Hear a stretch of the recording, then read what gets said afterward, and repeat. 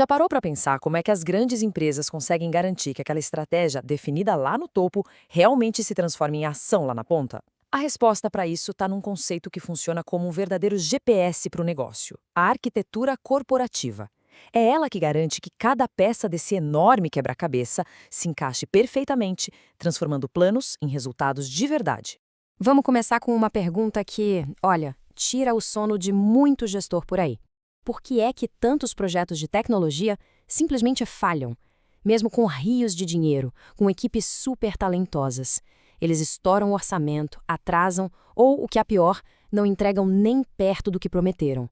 Muitas vezes, a raiz do problema é justamente a falta de um mapa geral, de uma visão do todo.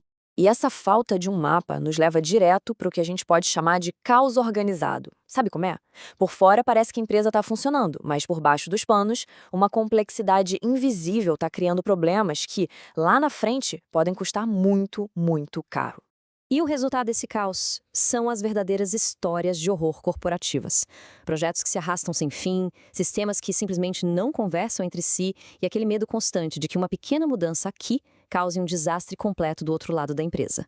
A consequência direta disso é a lentidão. A empresa fica paralisada porque ninguém tem coragem de mexer uma pecinha do motor com medo de que tudo pare de funcionar de vez. A causa raiz de boa parte desse caos são os famosos silos. Pensa em cada departamento, vendas, marketing, TI, finanças, como se fosse uma ilha isolada. Cada um tem seus próprios processos, suas próprias ferramentas e muitas vezes acaba refazendo o trabalho do outro sem nem saber. O resultado, um desperdício enorme de tempo, de dinheiro e de informação valiosa que se perde no meio do caminho. E nesse cenário, perguntas que são essenciais ficam perigosamente sem resposta.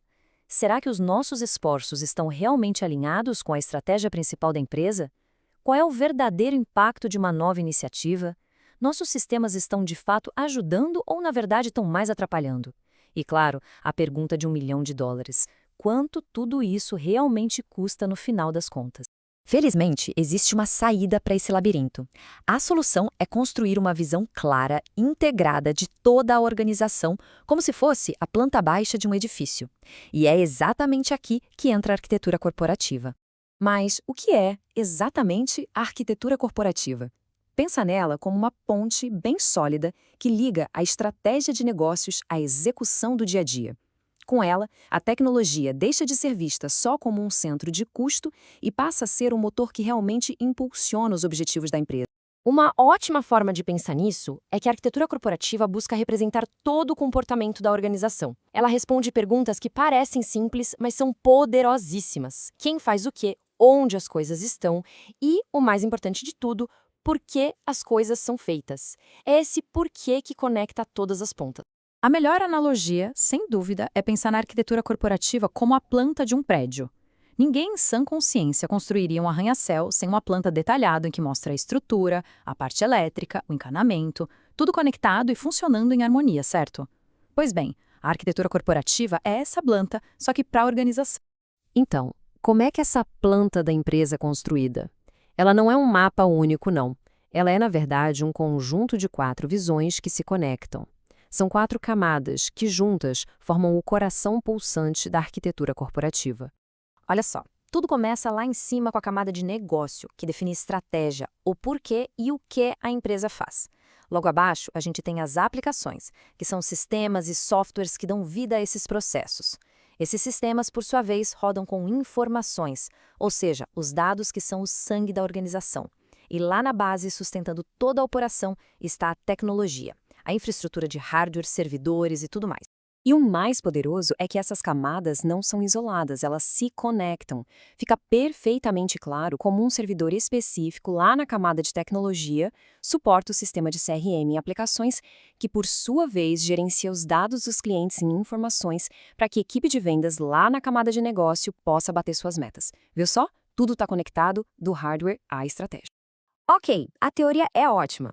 Mas como é que isso funciona na prática? Como se sai do caos e chega na clareza? A implementação não precisa ser um monstro de 7 cabeças, não. Ela pode ser dividida em passos bem lógicos. Vamos até imaginar uma grande empresa de varejo como o nosso estudo de caso, para ficar mais fácil. O processo todo se resume em 3 passos. Primeiro, avaliar. Nossa varejista faria um inventário de tudo que ela tem. Quantos sistemas de estoque existem? Eles são integrados? Segundo, racionalizar. Com esse mapa em mãos, a análise começa. Eles descobrem que tem 3 sistemas de estoque diferentes que não se falam, gerando furos e perdas. A prioridade, então, passa a ser unificar tudo isso. E o terceiro passo, que talvez seja o mais crucial, comunicar.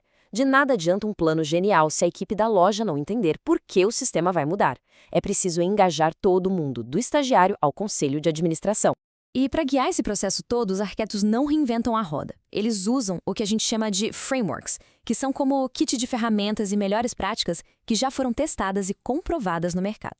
Alguns funcionam como um grande catálogo para organizar todas as peças da empresa e garantir que nada seja esquecido. Outros são como um guia passo a passo, um verdadeiro manual de instruções que mostra como construir e manter essa arquitetura ao longo do tempo. Bom, e agora a gente chega na parte final. O que se ganha com todo esse esforço e, tão importante quanto, onde é que as coisas podem dar muito, mas muito errado?